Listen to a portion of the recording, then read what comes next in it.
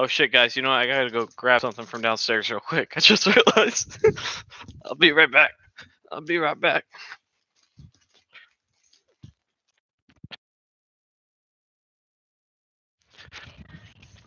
1 second, baby. I'm doing a live stream for a bit. Whew. I made it just in time. All right, sorry guys. Welcome back to another weekend AMA. I have some medicine I have to take on occasion for my cough. Oh man. So as I'm being blinded by the light, and as you guys funnel in here, every week we do these weekly AMAs to try and provide help and guidance. Help those of you who are looking to better your situation, to better your circumstance, to become better developers. Or those of you who just want to see Boise. First off, happy Halloween. And to my Indian brothers and sisters, happy belated Diwali. Did I say that right? Diwali? I have quite a few Indian colleagues, and that was a holiday that they celebrated. I know a good portion of my audience is Indian, so shout out to you guys. I don't know anything about the holiday, but hey, any time to celebrate is a good time to celebrate. Any reason to celebrate is a good reason to celebrate. So I want to talk a little bit about something right now. Something that's become more and more apparent with, so like I do a lot of mentoring, right? I do a lot of helping, whether it's paid and unpaid. And one thing that I'm stacking some gains here. I've actually been trying, you see the weights in the background? I've actually been trying to get back in shape, but this does not look like it.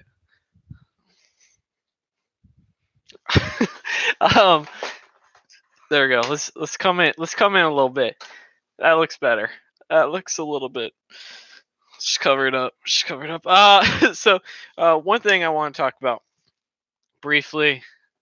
I've been lifting those weights. So now I work at home 5 days a week for those of you who don't know.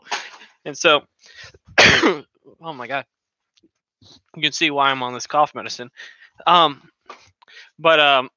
now in between like meetings and stuff like that, I just do some squats. I do a little bit of lifting. It's actually been helping pretty strong, pretty good. So I've been pretty happy with it so far. But what I want to say is someone who has made an effort to try and help people who want to be helped is that sometimes you find yourself helping people who don't really want to be helped, or they don't want your advice. They just want you to tell them that they're doing what's right. And to those people, all I can say is that I don't have any help if you don't want it. So one piece of advice for those of you who are like me, because I want all of you guys to succeed. I really do. I work very hard to get to where I am. I understand what success can get you, and I understand how it has changed your life. And I want to help you guys do better. Why wouldn't I, right? That's why I volunteer my time on these live streams. That's why I do some free mentoring. I volunteer through code.org, and I started these live streams so that I could give some feedback, give some direction. And some people just want to tell you that the direction they're going is right, and that's fine unless it's wrong, and then we kind of have a problem. So if you're one of those people and you want to just be told you're always right, let me tell you, it's shouldn't be hard for you to understand that you're wrong. You know what I mean? I always, as I progress more and more in my career and my field, I've become more and more knowledgeable. And as I've continued to get better and grow, I continue to outpace some of my colleagues. There's a good portion of my colleagues who this is a job, and that's okay. To me, it's a career. To me, it's something that I'm going to rapidly progress through, and I'm going to continue to grow and continue to build side projects. And this is going to be something that defines my life. It's not gonna be everything. I have my family, I have my pets, I have my future planned out. All this sort of stuff. But one thing that no matter how strong I become of a developer is that I always hold a certain nugget of I don't know everything. I also hold a certain nugget of um, anyone could teach me anything at any moment. And that has been something that's really helped me stay humble and helped me really continue to progress. Um, so I would say those of you who are looking to continue to grow, looking to continue to um, expand your skill no matter where you're at, just keep that in mind. Everyone's got some. Why am I fidgeting? It's just how I. Here's the thing, man. I've been sitting all day. I've been sitting all day. I'm not sitting. I've been sitting and standing. So I tend to. Part of the reason I really like to work at home is I'll have my headset on. I'll be in stand up like this. And I got my camera. I'm just sort of walking around, doing this and that, thinking. You know. So that's something. Honestly, I've been in stand-ups before where I'm like cleaning up my office, and so it's pretty fantastic. I've loved working remote so much that I'm full remote, although I had to go in 2 days for the last 2 weeks, but by and large I'm full remote, and I would say that I like one of the cool things and like so like one thing that like there's a finance aspect of how much it would cost. I probably would ask for a $30,000 raise to go from not full remote to full in house. um,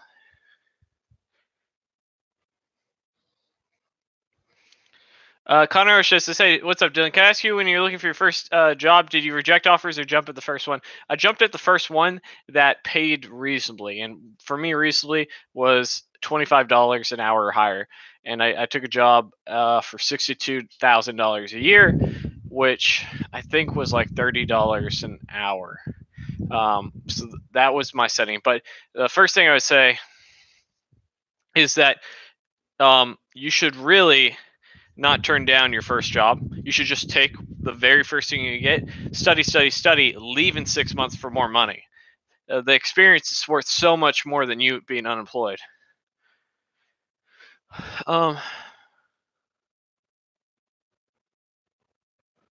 have I had to deal with jumping into something where you might fail? Yes. How do you overcome jumping into something new? Well, by jumping into it. It's oftentimes not as scary as you think it is, and you just jump into it. You fail, you fail, you fail. You get some help, you learn. You're like, I don't understand .NET Core 2.0 or 3.0. Bam, this weekend, that's what you're doing. That's what you're doing. That's what you're doing. You come back Monday and like, I got this. You just have to work at it. That's the honest God truth. It's being scared. And I say this as somebody who has no plans anytime in his life to skydive. So I understand being scared, but there are certain things that I'm not scared of anymore. I'm scared of things that can quite literally kill me. Kill me. Heights, jumping out of planes. Those are things that have a physical chance of death and dismemberment. Jumping into my sequel does not. I can jump in and I can jump right out. You know what I mean? And I can do it on my own time where there is no risk of me messing anything up. So I would say it's just about getting your hands in it and getting going.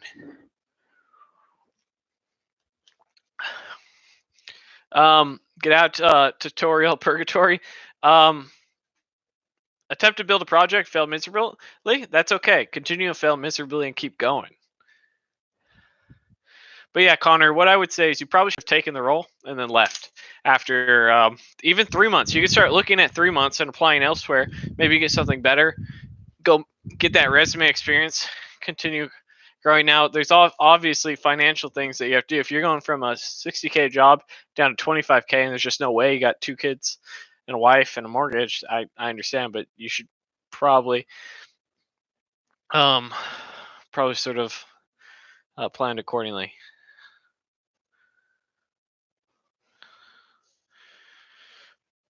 I have a side project that could benefit my university. Should I wait until I graduate to sell it to the university, or just do it for undergraduate research? That's an interesting thing. So what I would say is I imagine that it's probably not university specifics, like not specific to your university. What I would do is I'd build it. I would have it designed in such a way that it's available to any university that meets certain criteria for whatever the app is, and then I would sell it, and or maybe even offer as a freemium version and go from there. Look, man, colleges are charging enough that you don't want to be the one getting ripped off post college. Is $32.50 a good starting salary hourly rate? I think so. $32.50 I think puts you around 65, 70,000, something like that. Eric and I did a video about like the lowest cost states that you want to get really a good dev job at is like $50,000 a year. That would be like the lowest cost. Then you go to like 60 to 70, and then you have the other end, which is like 90 to 100 for your first dev job. Those are like the New York, San Francisco's, and stuff like that. How do taxes work for someone who's freelance and dev job? So I say this disclaimer: I'm not a financial or tax advisor, but if you have a full-time dev job, that means that you are a salaried employee, which means you get a W-2, which essentially means that your business and you pay an equal amount of taxes. Let's say I make about $130,000 a year at my work. I probably am going to pay about $30,000 in taxes. They're going to pay about 15. I'm going to pay about 15 or like 20 and 20, whatever it works out. If you made 130 as a W-9, I might be getting the W's wrong, but as a freelancer, you don't have an employer. You and the employer are the same, and so you pay twice the amount of taxes. So for the most part, your tax program will take care of it. You just need to put in the right information. That's all.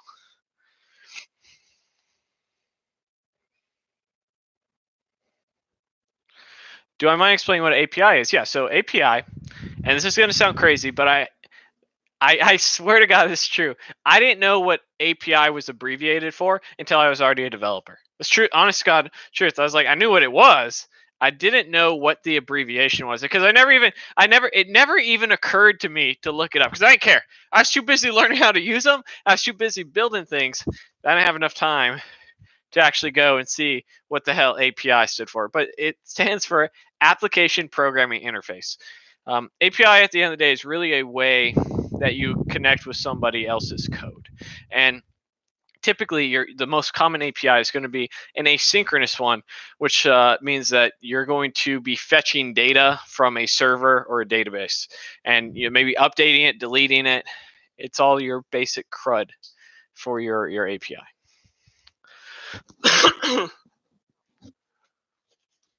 Were there any specific projects or problems you wanted to solve when you first started coding? No. Well, I say get back. The one main problem I always wanted to solve was poverty and hunger. My own. That was the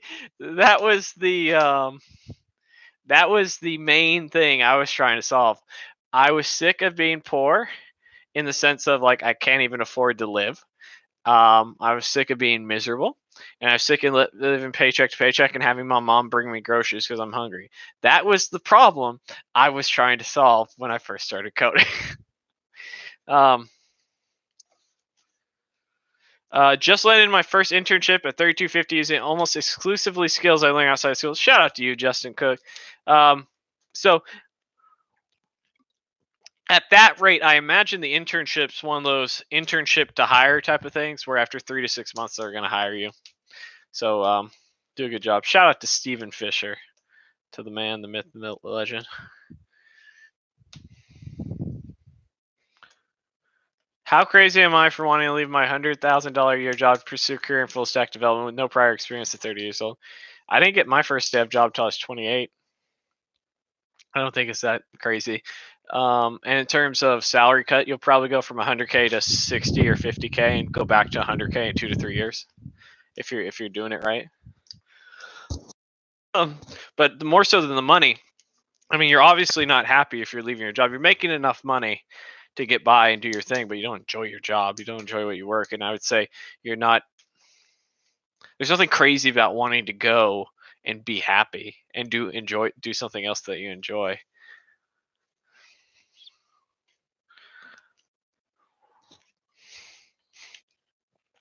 What is the background process like?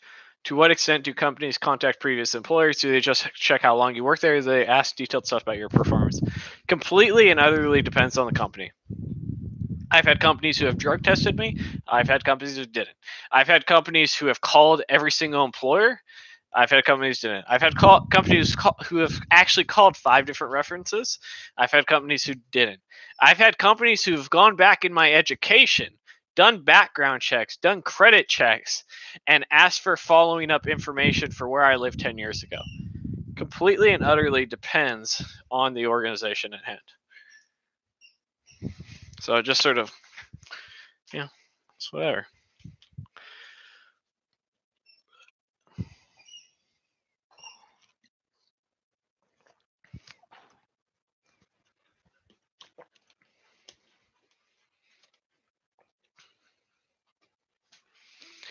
If water tastes like nothing, how do we know it tastes like nothing if we can't taste nothing? One of the great mysteries of this world. Here you go, Gator.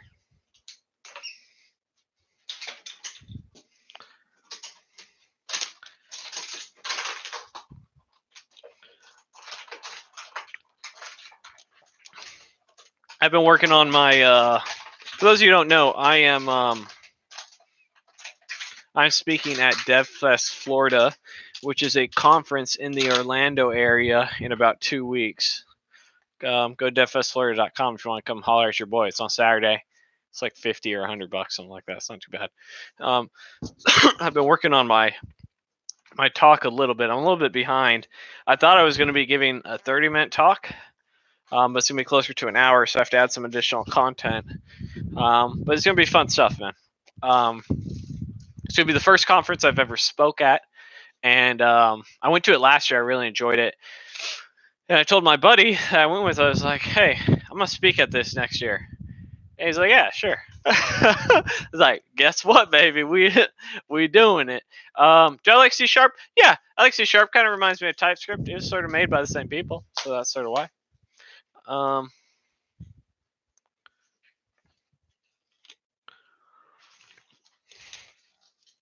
What I think about DevOps jobs. It seems like a difficult barrier of entry, but a lot of room for growth and salary increase. So, DevOps is an interesting field because there's sort of 2 tracks. The one is the developer track. You have about 3-4 years. You're a senior developer experience, and you're going to go and someone's going to train you and you're going to jump in. That's like a pretty common track. The other track is you did like network and server configurations, and then you jumped into something like that. And so it's very rare for that to be like your first job, unless the company's sort of going to sort of groom you and whatnot. In terms of, so the one thing about DevOps so 2 things. One, money's good. Jobs in demand. No problem. Good thing to learn in that sense. Bad thing about DevOps is you're on call. Literally, the company makes or breaks the bank depending on if their apps go down. And so it's one of those roles where you're actually on call all the time. And you're doing late night pushes, weekend pushes, early morning pushes, fixes. You're the guy that they call when shit's jacked up. So kind of a, watch out for that. Shout out to my boy Telmo. Telmo in the house. Also has a YouTube channel as well if you want to go give him some love. Speaking of love, shout out to Traversity Media, man. Shout out to Brad, man. Eric always loves these videos where we get talked about. But I did notice I didn't get a chance to watch it till after Eric told me that Brad made a video and recommended 20 channels and we were in it, and that he recommended our podcast, Self-Taught or Not, which is really cool of him. I appreciate the love. Apparently he lurks I know he lurks a little bit because I see his comments from time to time. He lurks sometimes after the fact and watches the live streams. Although now he's going to watch this one. He's like, yo, man, don't tell him. But yeah, I appreciate the support from everybody. And it's good, man. It's a good thing to try and help others. And that sort of goes back to the earlier statement of this video is like, you can only help those who want to help themselves, right? I've had numerous people say, "Hey, I want to start a coding channel. What should I do?" You should put out some fucking videos. Like that's like, and you know what? Next week you should put out another fucking video. Like that's how you do a coding channel. You just start shoveling some shit out, some videos, right? But so many people ask that question, they never do it. Like I can give you some advice. Like, hey, all right, well, cool. Have a consistent release schedule. Have a, put out 1 to 2 videos a week. Figure out what it is you want to do with your channel. What is it that you want your channel to do for you? And do it, and just have a consistent thing so it becomes part of your life. And it's not going to be easy all the time. From time to time, I've slipped up and not released a video or two, and I'm going out of town for a bit. Working full remote, I've actually have 3 trips planned that I'll be taking about 2-week periods where I'm just going to go and work, not even use any PT. I'll fly out on a Saturday, come back following Sunday or something, and just go see a couple cities, a couple people, some fam, the fam.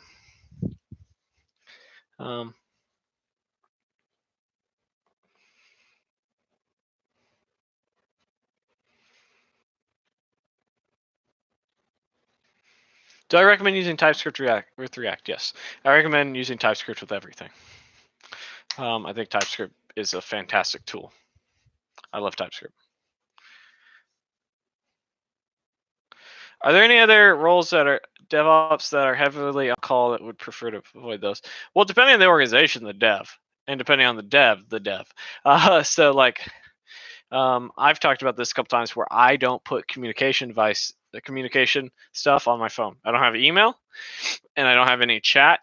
If you want to get a hold of me after I close my laptop, after this thing goes closed, if you want to get a hold of me, we gotta kick it on the phone. You're calling me.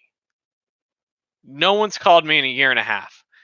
No, nobody, nobody has called me in a year and a half. And I'll tell you what, I ain't changing that. You want to get a hold of me, you got to call me like I'm a real person. All right, because it's so much easier just to shoot a message off. Like, people ain't got shit to do. Like, I'm not taking care of my dogs. I'm not helping April code. I'm not doing a live stream. I'm not planning for my trip. I'm not working on my conference talk, whatever. Can you send me a letter instead? Yeah. Itemized. I need not itemized. I need a courier. Send on the Pony Express. But feels like everyone looks up to Traverse Media like king. Look, man, I don't look him up to like a king. I look up to him as a colleague, and he's someone I respect. I shared the video, which if you go to Drew Staples, if you go to just go to his latest uploads, there's like 20 YouTube developers I'd recommend or something like that. I don't remember the exact title, but that's the general gist of the video. Brad has done some great stuff. Like his crash courses, whenever I need to learn something new, the very first thing I do is watch one of Brad's crash courses. Because it's going to cover all the highlights. Is it going to be as in depth as a 10-hour course? No, but it's going to cover in that 10-hour course that 2 hours of content that you need to know to get up and running. And it's fantastic resources. His project videos, I love his project videos. But king's the wrong word, but to deny that Brad is, in terms of dev content, in that S tier or number 1 spot would be a lie, in my opinion. He's right there. All right, it's like, and he's just killing it. But no man's a king. I'm the king of my own kingdom. All right. But yeah, he's doing. Brad's killing. He's been killing it. I remember watching Traverse Media when him and I were actually around the same subscriber count, man.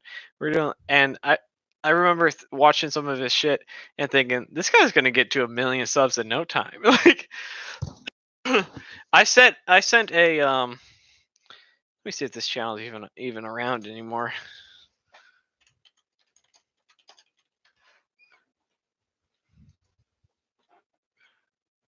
Um,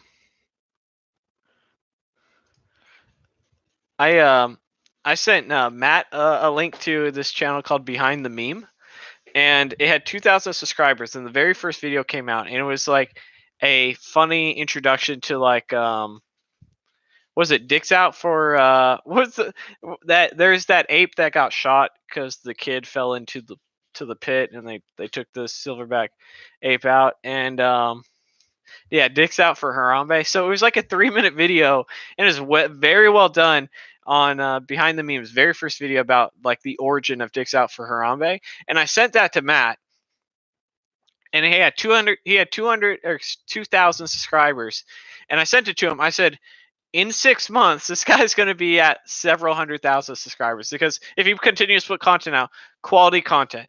And I just checked him right now, and that was like a year ago when his channel is up to 800,000, something like that. But literally, I sent it to him, and you could just tell. Same thing with Brad. The quality of his content and the amount of content, he's doing a good job, man.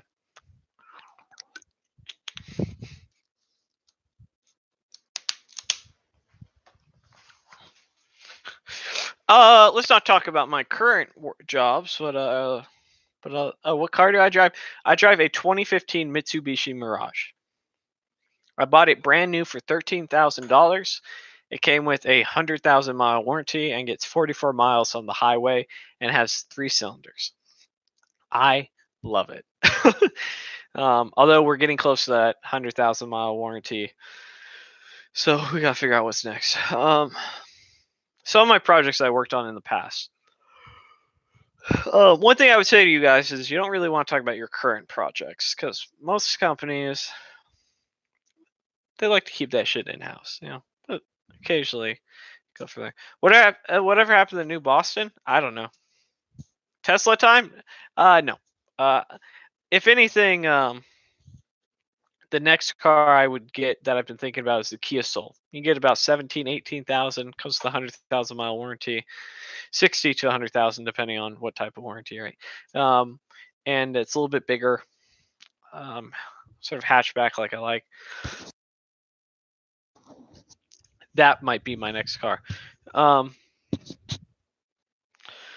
past projects. My past project, I worked on a progressive web app in Vue that was in the music distribution space. Essentially, what we're doing is we're bringing analytics from various music platforms, such as Spotify and iTunes, to a single platform for their business and their artists.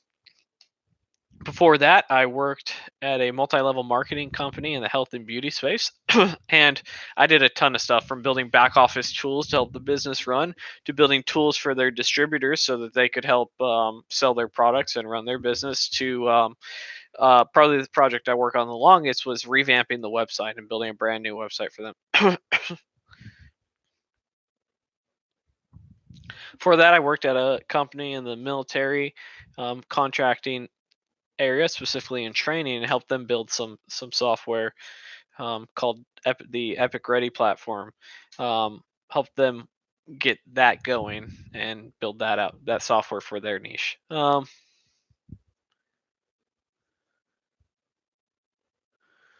What made you decide on on the area where I live? So originally, it's the first job. I for many years, California had been making me go insane. And I wanted to leave because I was sick of being broke, and I was sick of traffic, and I was sick of sort of. I wouldn't say I'm conservative, but there's certain liberal policies that sort of drive me nuts, and I'm not going to talk about it.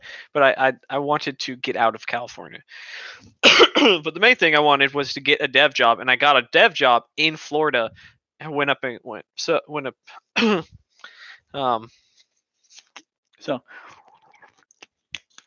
that's what's happened there. So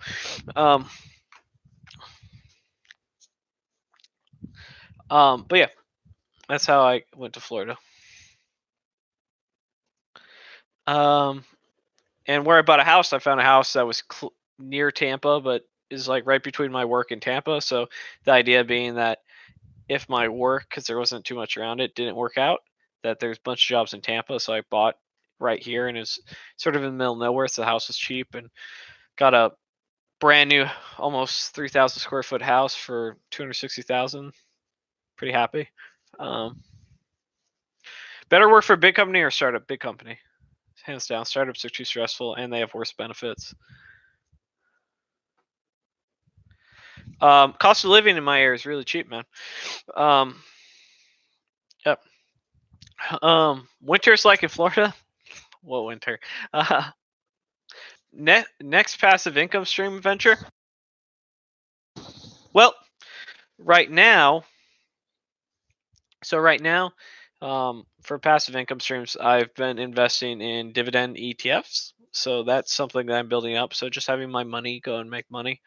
But the next major benefit to it's, and this is sort of not necessarily passive income stream, but about generally increasing the majority of my money. So it's like in that same idea.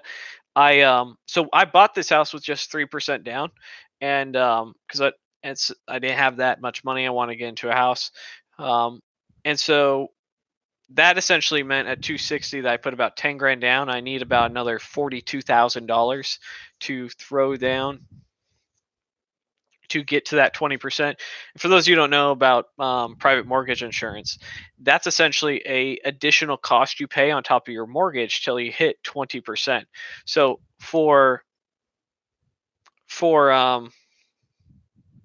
so I'll give you an idea. For every $100,000 that you invest, you're paying about $90 in private mortgage insurance typically.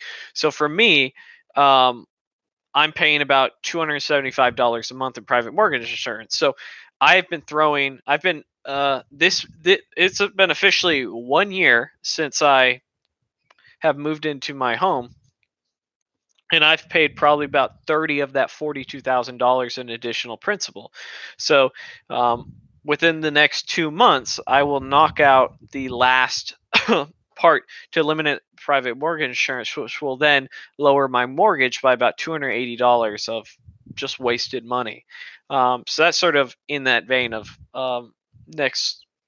It's not passive income. I'm essentially eliminating a bill by throwing like $45,000 at it, which is the goal. And so not only do I throw additional money at it every single month, I have my mortgage queued up to always pay an additional $1,000, which right now essentially means that every month I pay about $2,800 for my mortgage, and about about 1,400 of that goes towards principal, and then I throw a couple extra grand at it every month when I can.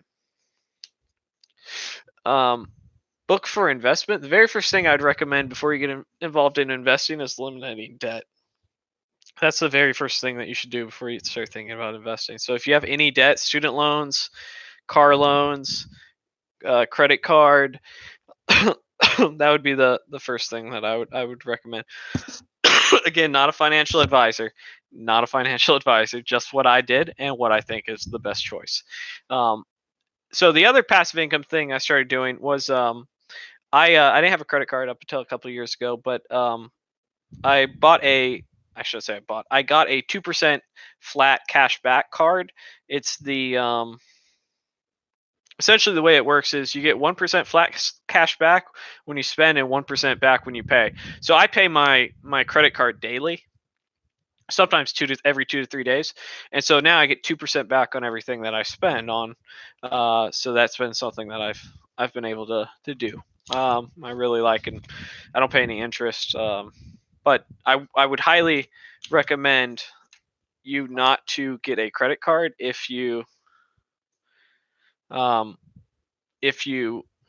here's the thing. I'd highly recommend you don't get a credit card if you don't have any self-control. So it took me until I was about 30 to have self-control to have a credit card.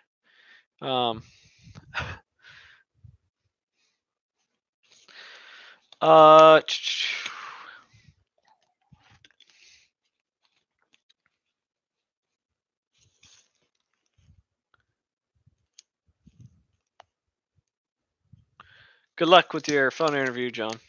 Luke John. Best place you took a vacation? Um, Probably when I was a kid. Going on some vacations with my dad. We went to some place in Nevada and got jet skis. We used to go to Catalina. I've gone to Catalina Island like 100 times. Sort of old to me, but it's part of the family tradition. Mammoth Mountain ski trips have always been something I really enjoyed.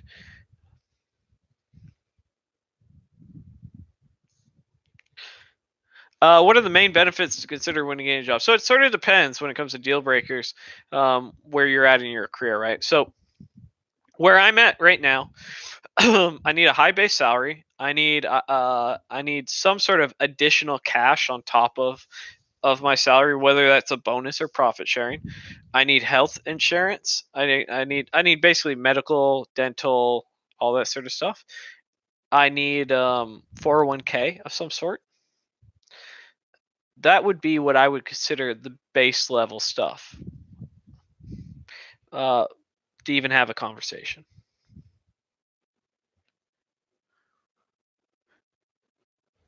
If I gave a TED talk, what would it be about? Um, Probably negative role models. I've harped on this a couple times about the importance of negative role models in my life has been much better than positive role models. Where what I mean by that is that oftentimes I don't do things to go and become like this or like that. I do them not to become like this or that. If that makes sense. Like I'm not trying to be this, and naturally it puts me in the direction I want to go. That would probably be something I would, you know, go talk about.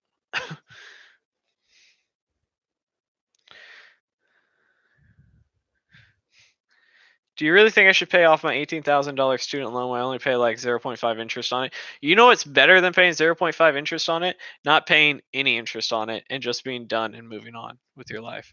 Um, how are you only paying 0.5% interest? Not How's April doing with her programming endeavor? She's working at it, man. She's grinding. She's grinding, grinding, grinding.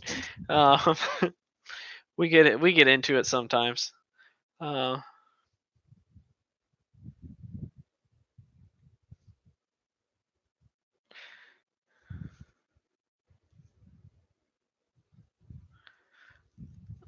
do I think web dev is phasing out compared to cybersecurity? No. UK student loan? Hmm. I don't know anything about student loans in the UK, but it sounds like they have much better things. But yeah, so what I would say, Luke John, is like it's not about the interest. You're so interest is part of it, right? The other thing is that you still have to every month you're just losing money. Every month you're losing money. So um I don't know. It's a mentality thing too. So like people are like, Dylan, why are you so like even after I hit the 20%, I'm still throwing $1,000 or $1,300 a month at my mortgage. The reason for it is I don't want a mortgage eventually. I'll pay off like, well, you could get a higher rate investing in the stock market, maybe, but I could also just have the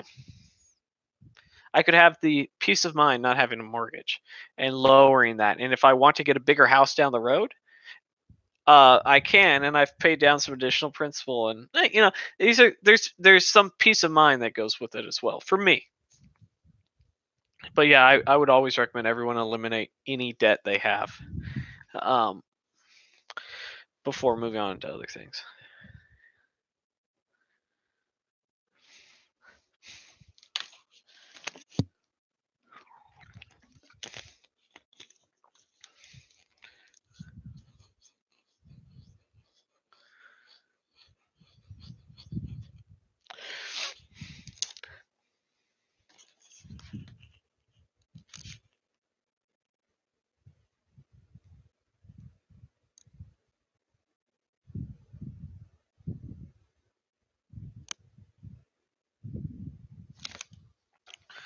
Yeah, man. I think right now in America, the average student's graduating $40,000. Graduating with $40,000 of debt.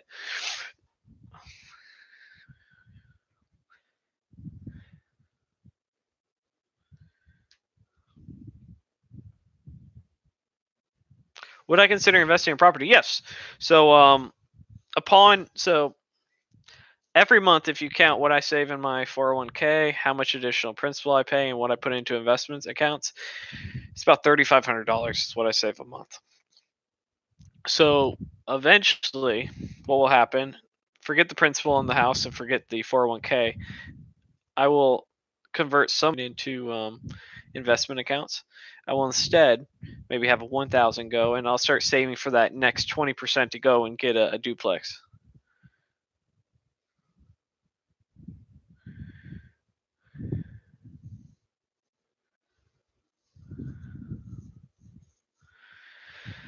The next popular user interface you're feeling like this.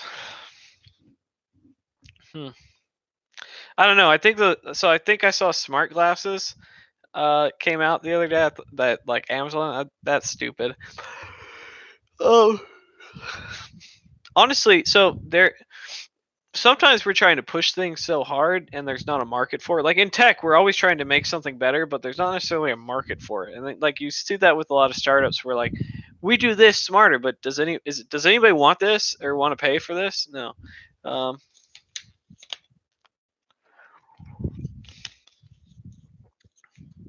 It was your birthday last week. Happy birthday. Yeah, man, I turned 32. I feel old as shit. Um, did you get up to much? No, not. Oh, I did. You know what I did do? I went to the for those of you who don't know, I like to play poker. I haven't played in got over a year or 2 years.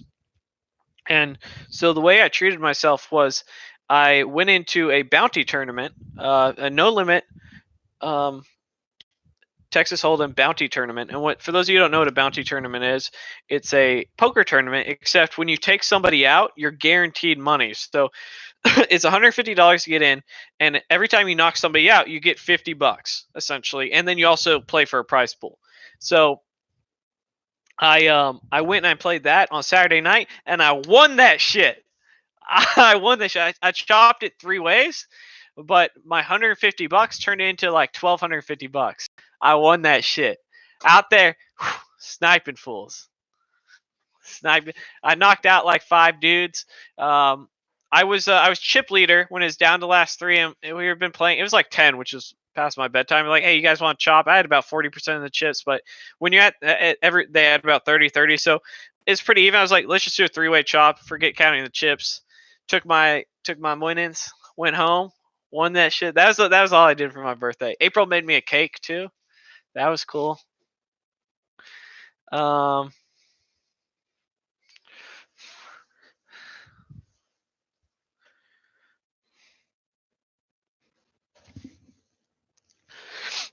and you know what I did with that money? You know what I did with the $1,100 of profit? I took 250 of it and I put it into savings, and I took 750 of it and I threw it at principal on the mortgage. That's what I did with it. And then I spent $100 on stuff for the house. That's it. $100 for little things we need around the house, $750 for the principal of the house, and $250 to go into savings.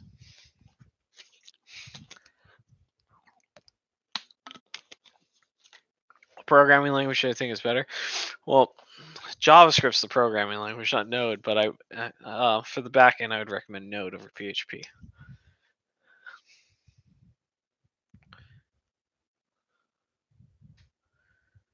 I have been watching the League of Legends World Championships on the weekend. Although I didn't catch was it the week before that Team Liquid got knocked out. You know what I'm gonna watch? It's gonna be the first pay-per-view I've ordered in a long time. Jorge Masvidal and Nate Diaz going at it. That's what I'm gonna be watching this Saturday. Oh man.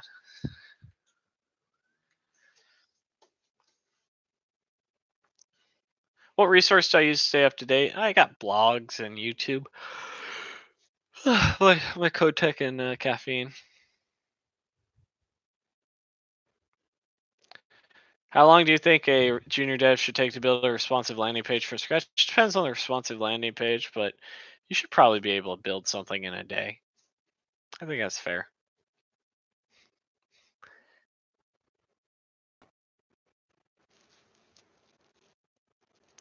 JavaScript isn't the future, it's the present, son.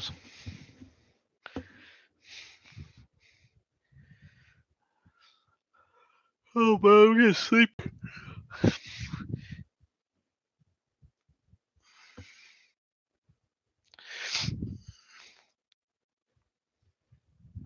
I got one of those inflatable panda suits and put it on. That's my Halloween costume. And it scared Gator so much. He was barking, started foaming out the mouth. I had to take the full thing off before he realized it was me. Poor dog.